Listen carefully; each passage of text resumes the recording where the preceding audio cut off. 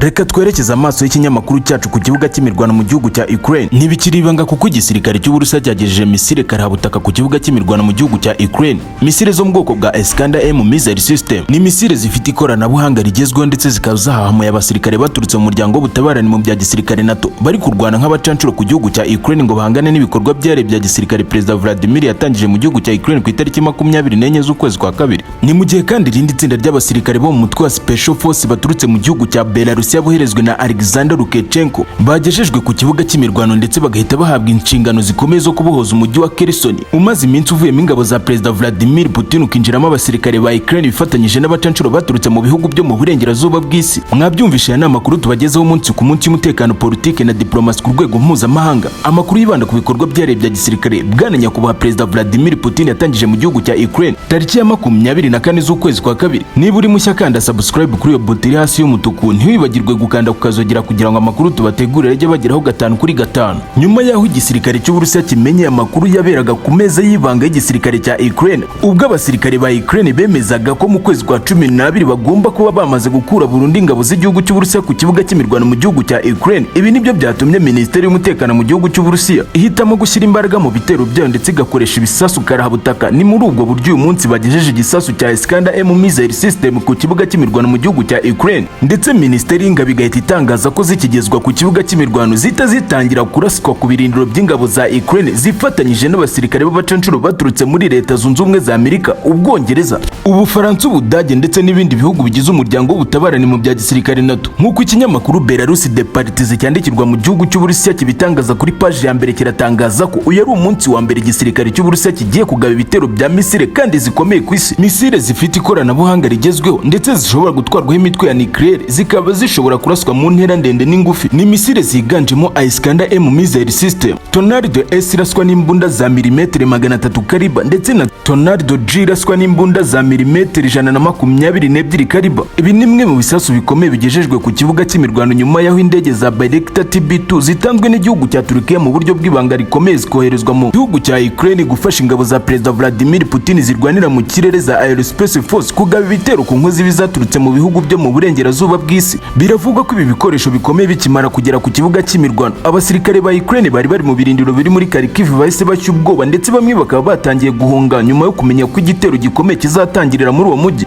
Ni nyuma yaho kandi abasirikare bo mu mutwe wa Wagner bafasha abacancuro bari baragejejwe ku kibuga cy'imirwano baturutse mu bihugu byo mu burengerazuba bw'isi. Abasirikare bari bacumbikiwe mu kigo cya gisirikare ndetse bahabwaga imyitozo itandukanye yo kurwanira mu bihe by'ubukonje. Ibi bikaba byarabaye ku munsi w'ejo mu masaha y'ijoro isaa 4 zishyira saa 5 z'ijoro, ubwo iri tsinda ry'abasirikare batarenze 60 bagabaga igitero gikomeye kuri icyo kigo cya gisirikare cyuzuyemo abacancuro baturutse mu bihugu byo mu burengerazuba bw'isi ndetse n'abarimu babatoza amasomo ya gisirikare. Bikaba bivugwa ko bakimara kwica abarinzi bari barinze icyo kigo, abasirikare banze guhangana n'ingabo za Perezida Vladimir Putin zo mu mutwe wa Wagner bakemera kwitanga mu maboko y'igisirikare cy'Uburusiya. Ni mu gihe kandi muri Belarusiya kwa Alexander Lukashenko hongeye guturuka ingabo zo mu mutwe wa Special Force zikaba zoherejwe ku kibuga cy'imirwano zigahabwa inshingano zikomeye zo kujya kwifatanya n'ingabo za Perezida Vladimir Putin guhangana n'inkozi zagiye mu gace ka Kherson mu majyepfo y'igihugu cya Ukraine nyuma yaho ingabo za Perezida Vladimir Putin zihavuye mu buryo bwo gukingira umutekano ingabo z'igihugu cy'Uburusiya ndetse n'ibikoresho bya gisirikare n'abasivili baki bari barasigaye ku nkengero z'umugezi wa Dnipro mu gice cy'iburyo. Nk'uko Minisitiri wungirije w'umutekano mu gihugu cya Belarusiya Nikolai Karpenkov yabitangarije ikinyamakuru Spetsnaz cyo mu gihugu cya Belarusiya, yatangaje ko aba basirikare bagiye ku kibuga cy'imirwano mu gihugu cya Ukraine ku mpamvu zikomeye ndetse no gufasha ingabo z'igihugu cy'Uburusiya kongera kwisubiza uyu mujyi wa Kherson wamaze kujyamo ingabo za Ukraine zifatanyije n'abasirikare baturutse mu bihugu byo mu burengerazuba bw'isi.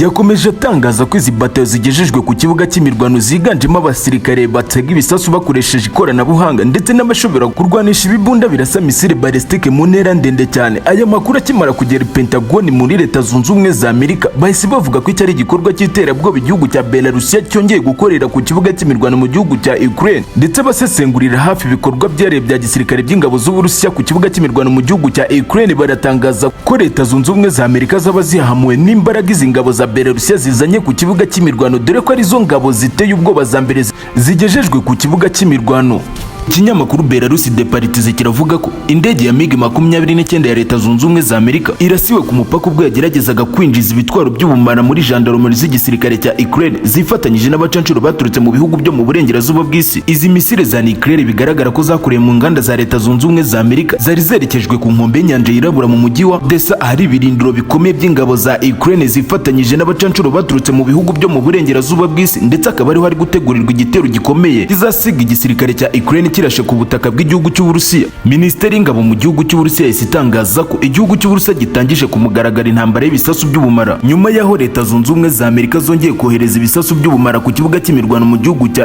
Ukraine nyuma ya gasopo Perezida Vladimir Putin yatanze, ndetse agatanga amahirwe ya nyuma ko ibisasu by'ubumara biri mu gihugu cya Ukraine byapakirwa indege bikerekezwa mu bihugu byaturutsemo. Ibyo bitaje kubahirizwa n'ibihugu bigize umuryango w'ubutabarane mu bya gisirikare NATO muri rusange. Ariko nanone nyuma y'aho Minisiteri y'ingabo mu gihugu cy'Uburusiya itangarije ko igiye gutangiza intambara y'ibisasu by'ubumara, ibigo bikomeye byashinzwe ku butaka bw'igihugu cya Ukraine ndetse byuzuyemo ibitwaro Perezida Vladimir Putin yohereje ku kibuga cy'imirwano, misile za Iskander zo mu bwoko bwa hypersonic zifite ubushobozi bwo gutwara imitwe ya nucleaire. Umunyamakuru wa Rio Novosti kuri ku kibuga cy'imirwano aradutangariza ko ibisasu bimwe by'ubumara by'igihugu cy'Uburusiya byaturikirijwe mu mijyi ya Lviv ibarizwamo abacancuro baturutse mu bihugu byo mu burengerazuba bw'isi, ndetse ibyotsi biryana by'uburozi akaba ari byo byuzuye mu mujyi wa Lviv ndetse n'umujyi wa Solidar aharashwe ibyo bisasu by'ubumara n'intwaro rutura z'igihugu cy'Uburusiya. Ku rundi ruhande kandi tuguye ku makuru y'ibanga yemeza neza ko ubwo igisirikare cy'Uburusiya cyavaga ku mugezi wa Dnipro ku gice cy'iburyo, Minisiteri y'ingabo mu gihugu cy'Uburusiya yatangaje ko ariko bw'umutekano w'ingabo z'igihugu cy'Uburusiya ibikoresho by'igisirikare cy'Uburusiya ndetse n'abasivile bagiye bari basigaye muri Kherson. Biravugwa ko ku nkengero z'umugezi wa Dnipro hasizwe abasirikare bakomeye b'intarumikwa bo kunaniza inkozi zaturutse mu bihugu byo mu burengerazuba bw'isi, ndetse mu masaha ashize biravugwa ko bishe ingabo za Ukraine zifatanyije n'abacancuro baturutse mu Bwongereza bageragezaga kwambuka uyu mugezi wa Dnipro.